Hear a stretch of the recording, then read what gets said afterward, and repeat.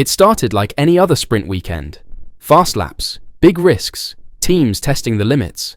But by Sunday night at Interlagos, something wasn't adding up. And Fernando Alonso, he wasn't keeping quiet about it. "We lost a bit of pace," Alonso said after the race. "I can't be entirely honest, but everyone else improved a lot." That's not just disappointment speaking. That's a warning shot. Because what happened in Brazil wasn't just Aston Martin falling behind.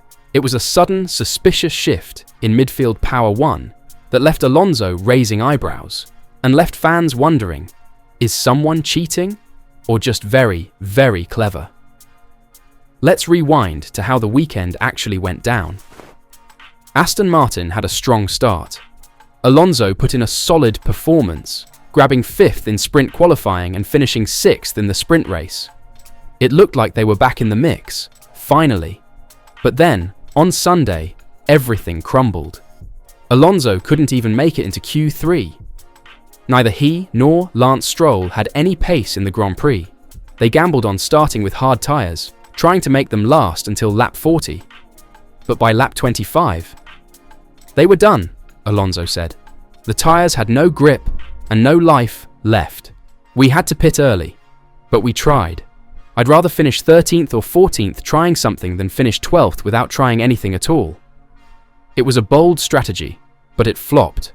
Alonso came home 14th, Stroll 16th, and as Aston Martin sank, their rivals soared. That's where things get strange. Teams like Racing Bulls and Haas suddenly found massive pace. Take Oliver Bearman, for example. He was knocked out in SQ2 on Friday and only managed 12th in the sprint. But come Sunday, he was flying. He qualified brilliantly and finished 6th in the race. So, what changed? This is where Alonso's cryptic words start to matter. Because behind closed doors, there's been a long-running suspicion in the paddock, especially on weekends with sprint formats.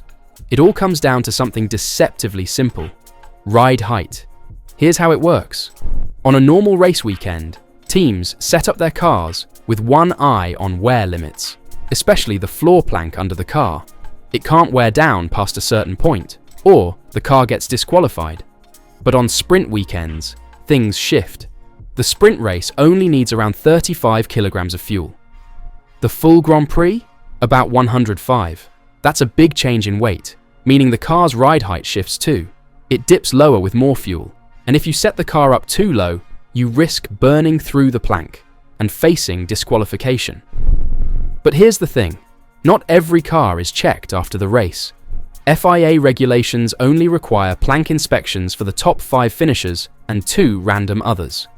In Brazil, for example, only cars from Lando Norris, Kimi Antonelli, Max Verstappen, George Russell, Oscar Piastri, Nico Hülkenberg, and Pierre Gasly were inspected. That leaves the rest, most of the midfield, free from checks. So now imagine this. If you're a team fighting for 6th in the Constructors' Championship, and you know your car won't likely be inspected, would you risk setting it up a little too low? Gamble a little? Chase those extra tenths of performance? That's exactly what Alonso is hinting at. He didn't name names, but he didn't have to. The suspicion is clear.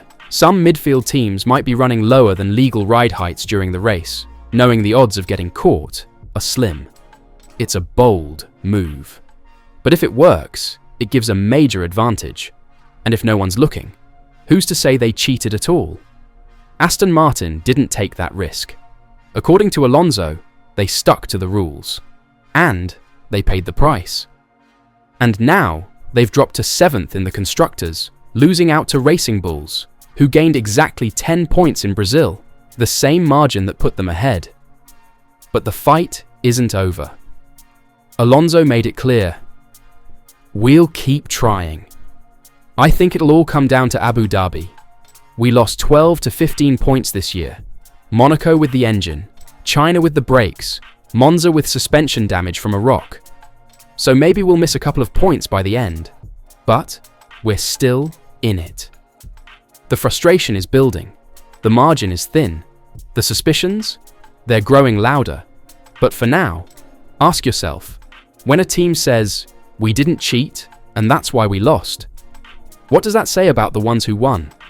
So here we are, Aston Martin stuck to the rules. and now they're falling behind. Racing Bulls and Haas? They just might have outsmarted the system. Or did they cross the line? The real problem is that nobody can say for sure. This isn't about broken rules, it's about exploiting the grey zones.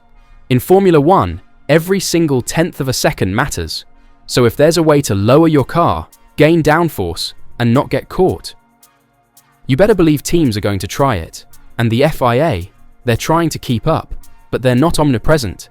As it stands, they only inspect 7 cars after each race, the top 5 and 2 random picks. That's not even half the field. I can't be entirely honest, he said, because maybe if he was honest, he'd be accusing teams directly. Maybe he's biting his tongue to avoid full-on scandal, or maybe he's daring the FIA to look deeper. Either way, the implication is clear. Aston Martin suspects others are breaking the rules and getting away with it, and they're not the only ones. Team principal didn't point fingers, but he made it clear the team is feeling the heat. Speaking after the Brazilian Grand Prix, he said, "We knew it wasn't going to be easy. We didn't have the pace to fight for points. We tried something different with the strategy, running a long first stint on the hard tyres, but we just didn't have the pace to challenge the cars ahead." Then he got to the bigger picture. There's a tight fight coming in the championship. We'll use the next 2 weeks to regroup before Las Vegas. Translation: we're in trouble. We know it. And we're not sure if the fight is fair. Even Lance Stroll, who usually keeps his cards close to his chest, admitted frustration. "We looked more competitive in the sprint than in qualifying or the race. The contact with Yuki Tsunoda ended our chances. We tried to recover, but we lost too much time, and the hard tyres didn't work for us." So now the team sits 7th in the Constructors, with Haas just 2 points behind. Sauber isn't far off either. It's not just about performance anymore, it's about survival.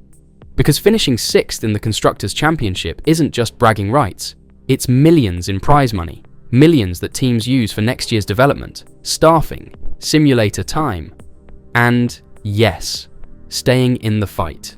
That's what's at stake. That's why tensions are rising. And here's where it gets really interesting. The FIA knows something is up. Sources close to the paddock have suggested that the governing body is already looking at how ride height and plank wear rules are being interpreted. Some believe teams are using clever setups that technically stay within the rules, but push them to the very edge. One theory? Some cars might use setups that flex the plank more under load, so it passes scrutineering when stationary, but gets dangerously close to illegal during the race. Another? Teams might be running ultra-low setups and banking on not being randomly selected for inspection. It's risky, but if it works, it's genius, unless they get caught. And now that drivers like Alonso are raising their eyebrows and midfield shakeups are this dramatic, the FIA might be forced to act. Will they increase the number of post-race checks? Start inspecting suspicious teams more aggressively? Revisit the rule wording entirely? They might have no choice. Because if fans start to believe that rules are being bent, or worse, that the FIA can't enforce them fairly, the integrity of the sport starts to crack. Remember what happened earlier this year in Austin? When both Lewis Hamilton and Charles Leclerc were disqualified after the race because of excessive floor wear. That was a wake-up call. But the difference? Those two were in the top 5. They had to be checked. In the midfield, where the regulations are still just as important, it's become a game of luck, and some teams seem to be playing it better than others. Now, Aston Martin is left to wonder, should we have taken the same risk? Should we have gambled for those points, knowing we probably wouldn't get inspected? They chose not to. And now, they're behind. So what happens next? Las Vegas is around the corner. Then, the season finale in Abu Dhabi.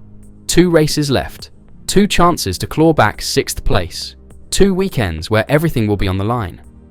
And, if the FIA starts to crack down, we could see protests, penalties, or even post-race disqualifications that turn the constructors' table on its head.